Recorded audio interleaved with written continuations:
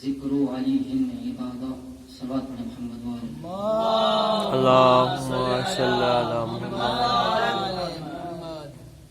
عزیزان گرامی، قبل مجلس دو باتیں عرض کرنا چاہتا ہوں۔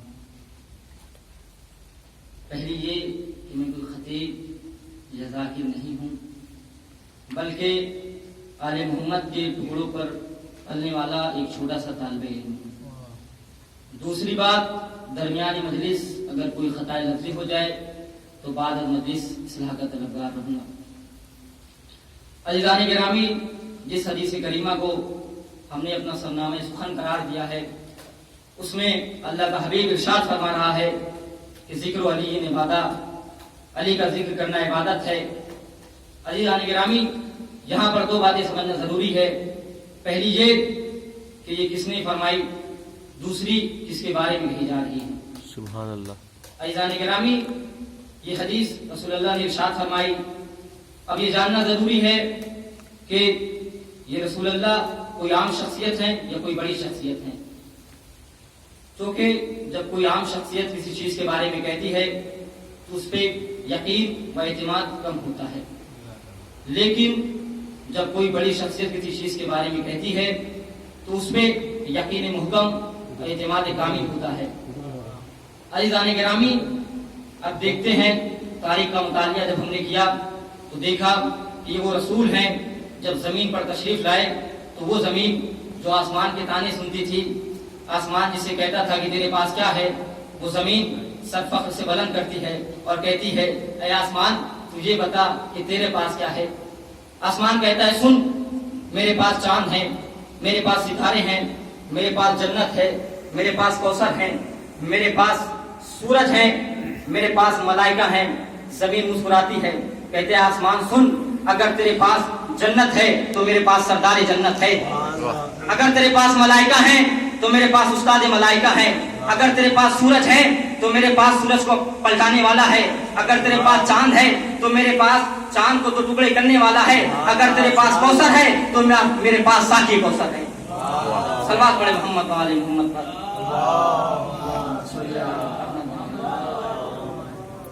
عزیزان گرامی، اللہ کا حبیب ارشاد فرما رہا ہے کہ ذکر علی عبادہ، علی کا ذکر کرنا عبادت ہے۔ عزیزان گرامی، اللہ کا وہ حبیب جس کا نور سب سے پہلی کائنات میں خلق کیا گیا۔ عزیزان گرامی، جس کو خدا نے کبھی محمد کہہ کے نہیں پکارا، بلکہ کبھی طٰہٰ کہا، کبھی یاسین کہا، کبھی مزمل کہا، کبھی مدثر کہا، بلکہ الگ الگ القاب سے خطاب کیا، لیکن کبھی محمد نہیں کہا۔ وہ اللہ کا حبیب ارشاد فرما رہا ہے کہ علی کا ذکر کرنا عبادت ہے۔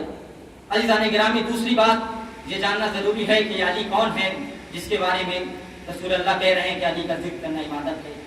یہ وہ علی ہے جو ہمارا مولا، جو مظہر العجائب، جو معجز نما، جو قرآن کو ایک نقطے میں سمیٹ دینے والا ہے، وہ علی جو علم لدنی کا مالک ہے۔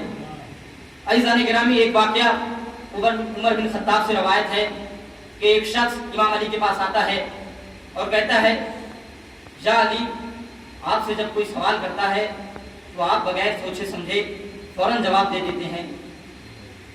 کہا اے شخص، میں تجھ سے ایک سوال کرتا ہوں، تجھے بتا کہ تیرے ہاتھ میں کتنی انگلیاں ہیں؟ کہا یا علی، میرے ہاتھ میں 5 انگلیاں ہیں۔ کہا اے شخص، یہ بتا کہ تو نے مجھ سے مہلت مانگی؟ کہا نہیں علی، یہ تو میرے سامنے کی چیزیں ہیں۔ کہا اے شخص، یہ سن، جس طرح یہ 5 انگلیاں تیرے سامنے کی چیزیں ہیں، اسی طرح یہ پوری کائنات میرے سامنے کی چیزیں ہیں۔ صلوات پڑھیں محمد وعلی محمد پر۔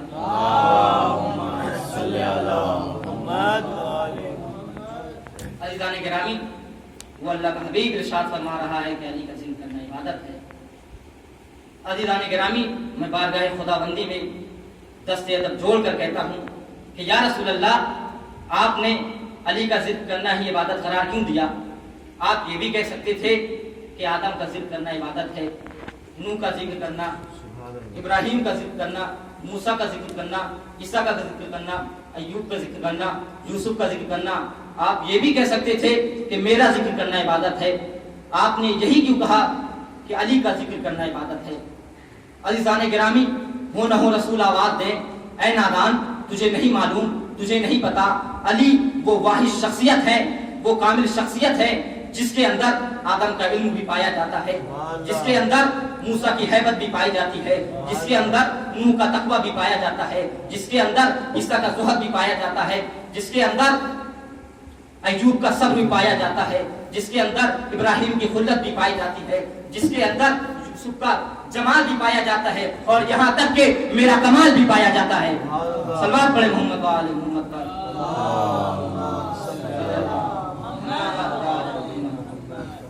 عزیزان گرامی، اللہ کا رسول کہتا ہے اگر علی جیسی شخصیت کو کسی نے پہچانا ہے تو میں ہوں یا خدا ہے، اور اگر خدا کو کسی نے پہچانا ہے تو وہ یا میں ہوں یا علی ہیں، اور اگر مجھے کسی نے پہچانا ہے تو یا علی ہیں یا خدا ہے۔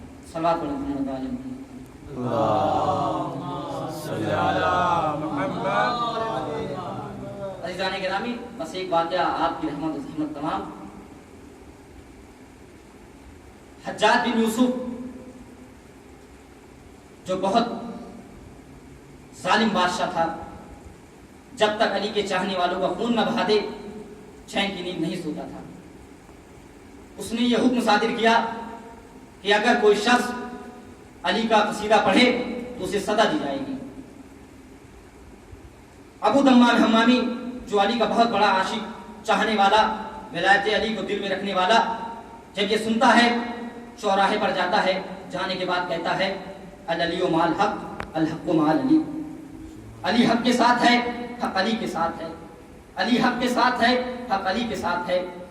جب سپاہیوں نے یہ دیکھا ابو دمام کے قریب آئے، آنے کے بعد کہتے ہیں اے ابو دمام تجھے نہیں معلوم کہ بادشاہ نے حکم دیا ہے، حاکم نے حکم دیا ہے کہ کوئی علی کا قصیدہ نہ پڑھے؟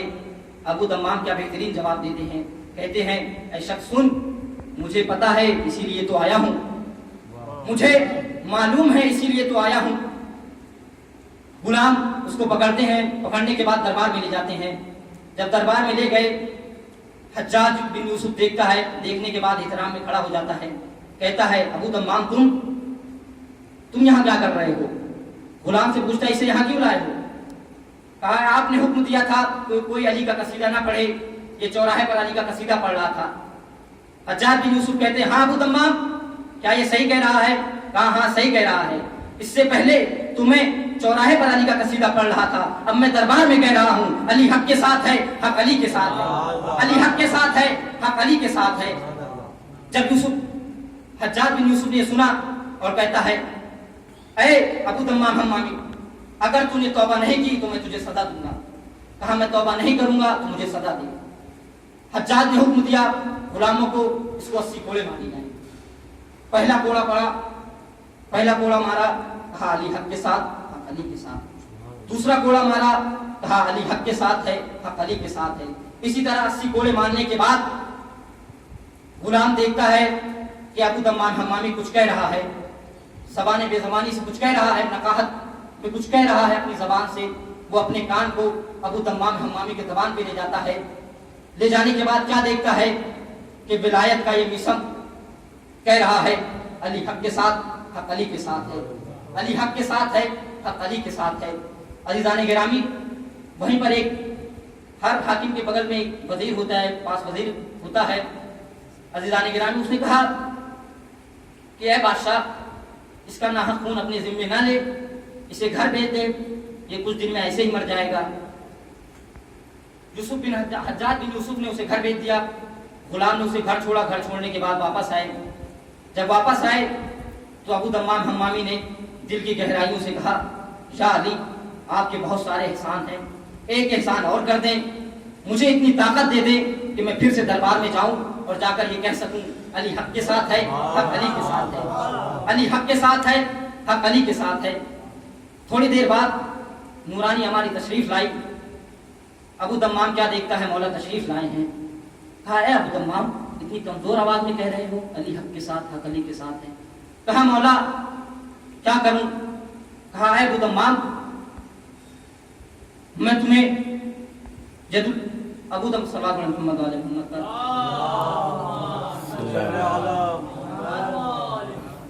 ید اللہ نے جس میں ابو تمام پر ہاتھ پھیرا.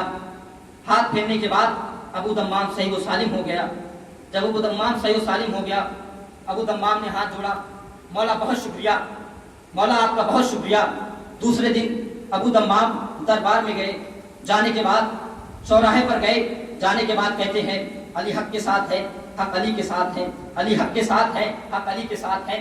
سپاہیوں نے دیکھا, دیکھنے کے بعد پکڑا, پکڑنے کے بعد لے گئے دربار میں. جب دربار میں لے گئے تو حجاج بن یوسف پریشان ہو گیا. کہا کل میں نے ابو تمام کو سزا دی, 80 کوڑے مارے, آج یہ کون آ گیا ہے اور جو کہہ رہا ہے کہ علی حق کے ساتھ ہے, حق علی کے ساتھ ہے. ابو تمام قریب گئے. کہا اے حجاج بن یوسف, انا ابو تمام, میں ابو تمام ہوں. کہا ابو تمام تم؟ کہا ہاں میں. میرے جسم پر ید اللہ نے ہاتھ پھیرا ہے, اسی وجہ سے میں صحیح و سالم ہو گیا ہوں. شاید حسن یوسف بھی میرا طواف کر رہا ہو سکتا ہے حسن یوسف بھی میرا طواف کر رہا ہو. کہا اے ابو تمام, کل تو میں نے تجھے چھوڑ دیا تھا, آج میں تجھے زندہ نہیں چھوڑوں گا, آج میں تجھے مار ڈالوں گا. کہا اگر اے حجاج بن یوسف اگر یہ بات تو کل کہتا تو میں مان لیتا. کہا کیوں؟ کہا اس لیے کہ کل جو میری زندگی تھی وہ خدا کی امانت تھی, آج جو زندگی ہے وہ علی کی ضمانت ہے. صلوات پڑھیں محمد و آل محمد پر.